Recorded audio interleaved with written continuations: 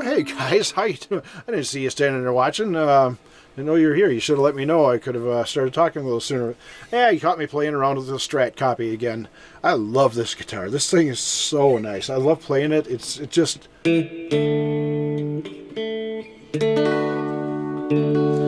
It sounds good. It's got, for having ceramic pickups in there, this thing's got great sound.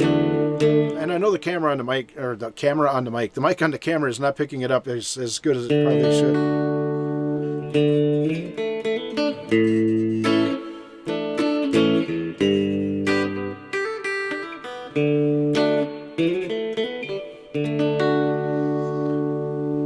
Yeah, sorry Trev, I murdered your song, but you know.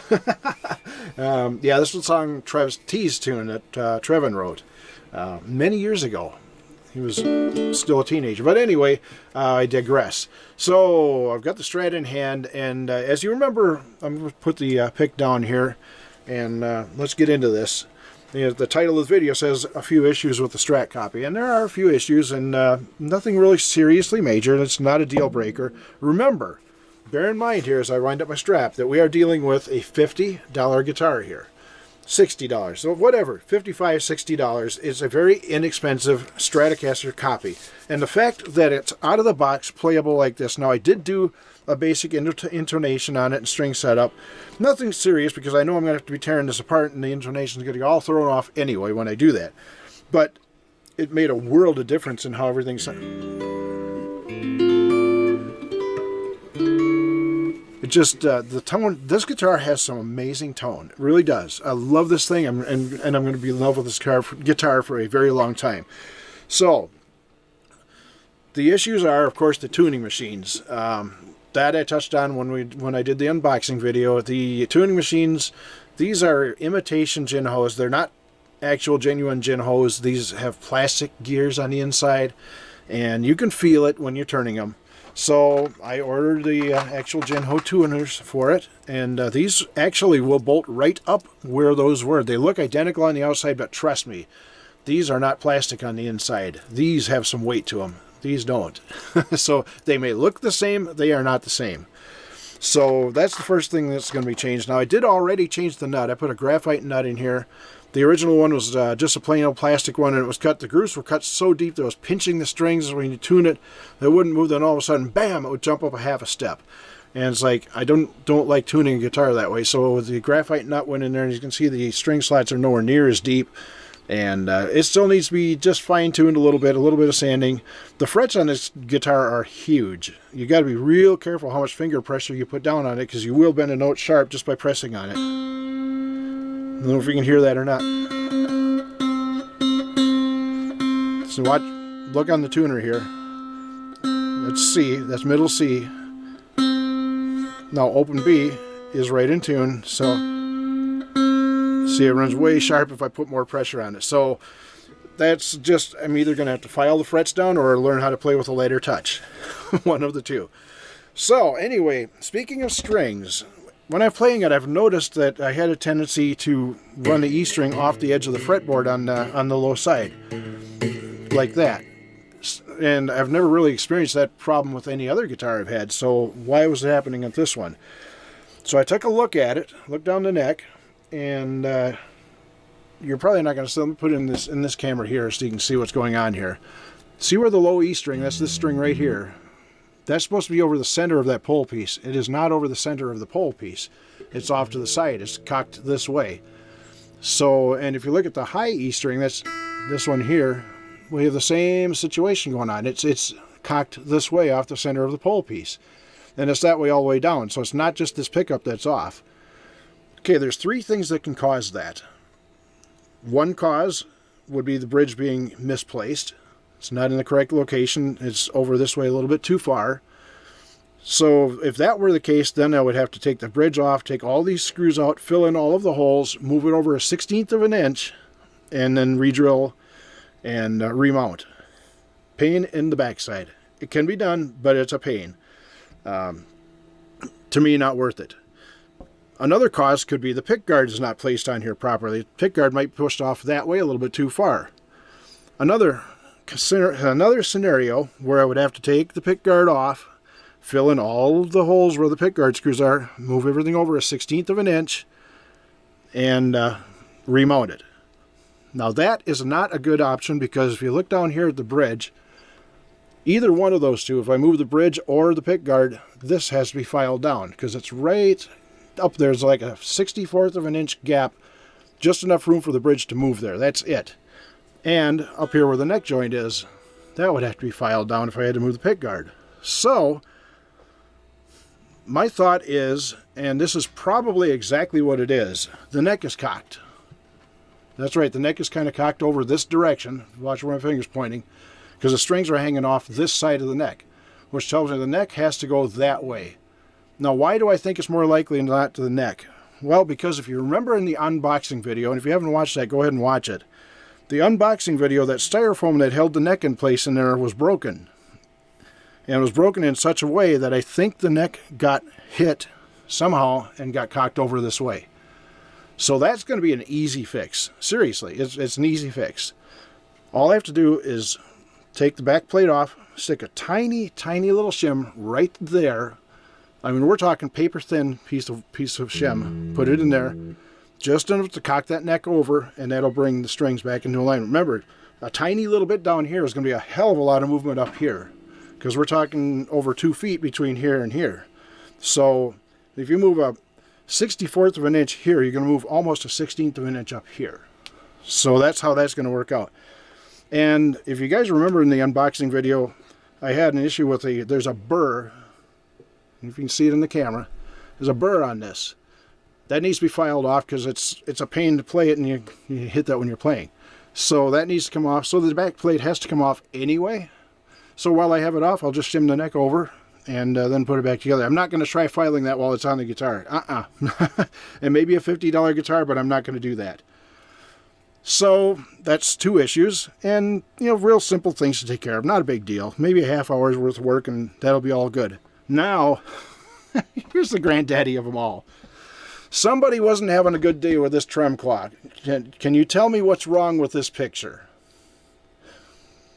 I'll give you a second to look at this. What's wrong in here? I see 2 things. One glaring thing and one thing that you might not think about. Okay. You've had long enough to think about it. Okay, first of all, this wire. Who thought this would be a good idea? When you move the trem, the springs move. Now you're going to hear that on your amp. You can already hear it. Hear that? So, yeah, why would you do that? That needs to be routed underneath. Now, the glaring thing, and you guys are probably like, well, why did you get to that? Get to that. I know exactly what's wrong. Yes, you are correct. It's this. Look how that's in there. It's way, way, way off to this side. So what I'm going to have to do is take these screws out, take the claw completely out, and take the springs off. I'm going to route the wire underneath where it should have been in the first place. I'll probably just solder it on the other side because it's just clamped on here. So I'm going to just take that apart and resolder it right onto the back side of this and run the wire back up through as I clobber the camera. These 2 screws have to come out. Those holes get filled in. Move everything over about 1/4 of an inch. Yes, 1/4 of an inch, guys. It is that much off. And then remount everything in there. That's about a 20-minute job. So we're looking at maybe 2 hours worth of work that I have to put into this guitar. And it will affect the playability a little bit. It's going to throw the intonation off, but that's not a big deal. I can take care of that very easily. So, yeah. But it's a work of love, and I do love this guitar. I love the finish. It's a beautiful guitar, and it's worth it to me to stick a little bit into it. I do have ideas for a future upgrade on this thing too. I want to pull these down and show you what I've got going on here. Possible pickguard color change. Should I stick with the white pickguard on there? As you can see, I still have the plastic covering on there. That'll come off when I take it all apart and clean everything up. This blue doesn't quite match with the blue on the guitar. It is a pretty looking thing. So, I like that. Or possibly going with a black pickguard. Or not a black, it's kind of a black pearloid looking thing. And the blue one's kind of a pearloid as well. You can see it's not just solid blue. But it's kind of a different shade of blue than what's on the guitar itself, so it's really not a good match. But the black looks pretty decent on there. I would have to get blackout covers for the pickups, which is no big deal because I already have that. I actually have a full set of Fender Strat pickups here, and I have the black covers for them, so the black covers can go on the pickups, or I can just switch out the pickups too.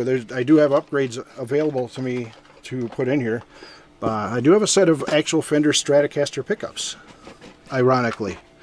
And these are not the ceramic magnet ones. These are the ones with the Alnico magnets in them. And the way you can tell the difference between these is, and I'll pull these, let me just drop this out of here like this. Looking at the back side, and yeah, there's exposed wires. Now you notice each one of these pole pieces is an Alnico magnet in itself. Each one of those. The pickups that are in there have what's called a ceramic magnet on them. What that means is there's one solid magnet that sits on the bottom, and then the pole pieces are just pieces of metal. They're basically an iron bar. And they transfer the magnetism from the ceramic magnet to the strings, and they're basically mini generators. But this one here, each one of these is its own magnet. So they're going to make a better sound, a different sound. And being genuine Fender, they'll sound more like a Fender. But to be honest with you, I don't think I'm going to need to change these because these sound great the way they are. I probably will experiment with it just for the fun of it, and because I can, I suppose. So and there is one other upgrade I want to put on here that's going to be something that will help with the electronics. Now the switch that's in there right now is basically a piece of metal that rubs on a circuit board to make contact for the switch. Those wear out very, very quickly, and they make lots of noise. You know, eventually, it's still brand new, so you're not going to hear a whole lot of noise, but eventually what will happen is you'll start hearing staticky, crunching noises when you switch the pickups. The Fender pickup switch doesn't have that problem because it's a mechanical switch. You see in there, the contacts are actually mechanical, and it's so much smoother. So this will be, I will be upgrading that most likely. I mean, like I've said, I've got the Fender switch here, so might as well use it. So we'll make a genuine Strat out of this thing yet, right? We'll just put a whole new neck on it and then get a different body, and we'll have an entire Strat. But no, that's not actually the plan. The plan is just to, you know, take care of these little upgrades and you know, little issues and fixes that I have going on here. So so it'll be more. I don't know, more friendly to play, and even more friendly than it is now. And like I said, I love playing it now as it is. So I'll jump in here, do a little bit more playing here, and tell you guys thanks for watching. I'll let you guys know how this goes, and next video we'll have everything all sorted out, and we'll take maybe I'll take you along when I go through the intonation on this, and that can be a very tedious process, so you might need some patience if I do that. But anyway, thanks for watching as always, and we'll talk to you again real soon. I do have the Fender Precision bass. Most of the parts are here for that, so that's another project. The basket bass, as we're starting to call that one, going to be putting a series together on that. But for right now, let's go work on this Strat copy, and let's see what we can do with it. Let me know what you guys think. Should I change the pickguard, or should I just keep the white one on there? You know, should I put one of these two on?